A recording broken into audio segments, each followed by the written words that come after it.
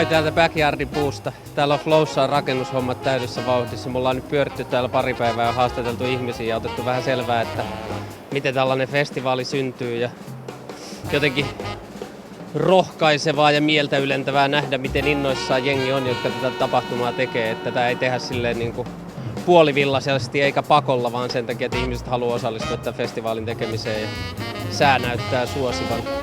Jostain syystä harmittaa hirveän vähän.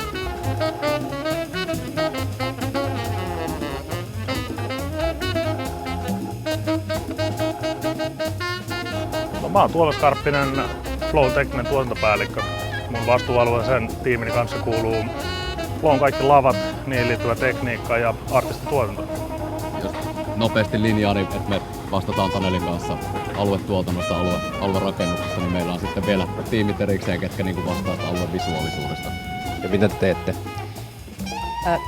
Me tehdään tästä festivaalialueesta tosi kaunis. Tarkoittaa, että me ollaan aluevisualisteja. Mä kuratoin taideyliopiston taideosuutta. Mitä se koordinointi käytännössä tarkoittaa? No, kaikkea muuta siitä lähtien, kun artistien sopparit on kirjoitettu ja siitä eteenpäin me sitten otetaan homma haltuun. Hei, kuningatarmuurahaiset vai äitihahmot. Kuinka kauan sä nyt on tullut? Oot sä ollut alusta asti Flowssa? En oo. Tää on mun 4. Flow. No, tämän vuoden Flown tekniikkaa me aloitettiin suunnittelemaan jo joulukuussa käytännössä. Että prosessi lähtee siitä, että me on valittu suunnittelijakumppanit tähän.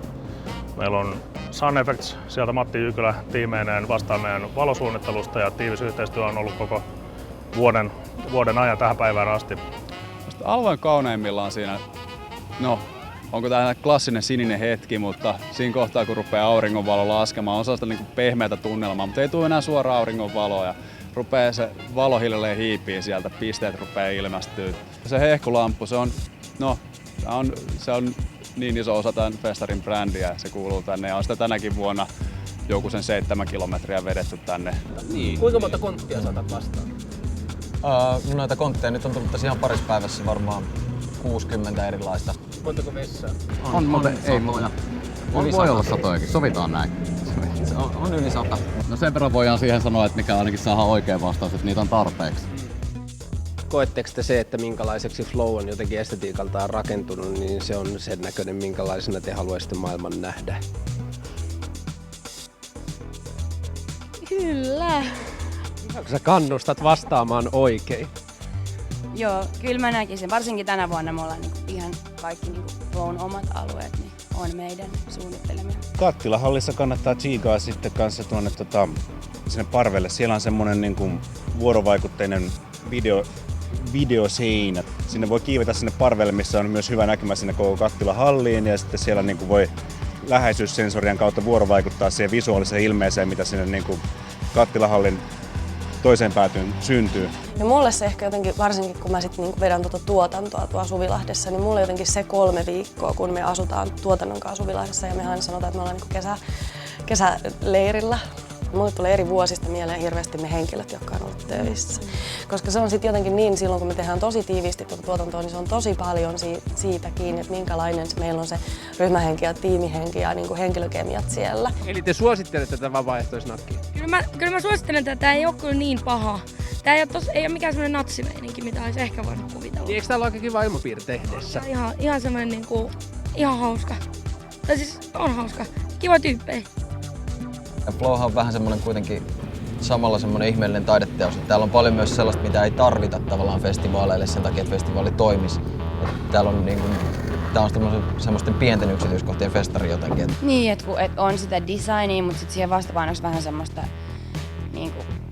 leikki, se on ehkä oikea sana, just semmoista jotain yllättävää ja ihan outoa, että mikä toi on. No, artistituotannon puolella tietysti jokainen asia on aina kompromissi, että me kommunikoidaan artistien managementin kanssa jokainen yksityiskohta jokaisella lavalla, että tyydyttääkö se heidän tarpeitaan ja näin päin pois. Joka vuosi löytyy aina tällaisia artistiryhmiä, jotka on Suomi-faneja. Tai ainakin eka kertaa täällä käymässä nauttimassa Suomen kesästä, niin kyllä täällä sellaisiakin porukoita on, ketkä on sitten täällä vähän kauemman aikaa. Sori, Pet Shop Boysin manageri soittaa. Hei, what up, mikä meininki? Joo, ei mitään tässä. Vähän haastattelua.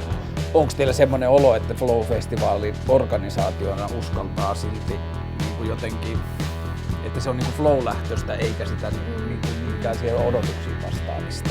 Se taas on, että aina kuitenkin pitää niinku haastaa itsensä ja pitää haastaa yleisönsä ja yllättää. Et jos ei niinku uskalla ja kokeile, niin ei voi syntyä mitään uutta. Koen sen positiivisena haasteena, että me voidaan, ja etuoikeutena myöskin itselleni, että mä saan työskennellä tämmöisessä ilmapiirissä, jossa arvostetaan tekniikkaa ja arvostetaan valaisua ja ollaan myöskin festivaalin johdon puolelta tosi kiinnostuneita siitä, että miten me teknisesti toteutetaan tämä.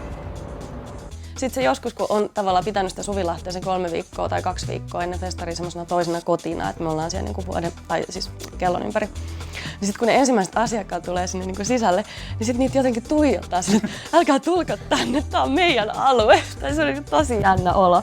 Mutta sitten se on myös ihanaa, kun näkee, kun ihmiset nauttii ja ne on siellä ja ne huomaa niitä asioita, mitä me ollaan rakennettu ja huomaa, että ne ihastelee jotain penkkejä tai kukkia tai jotain.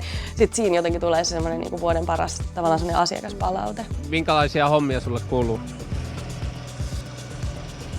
Onko Hannu Hanhi oikeasti niin kusipää kuin sanotaan? No, mutta hyvää festivaaliviikonloppua. Yritä pysyä pinnalla.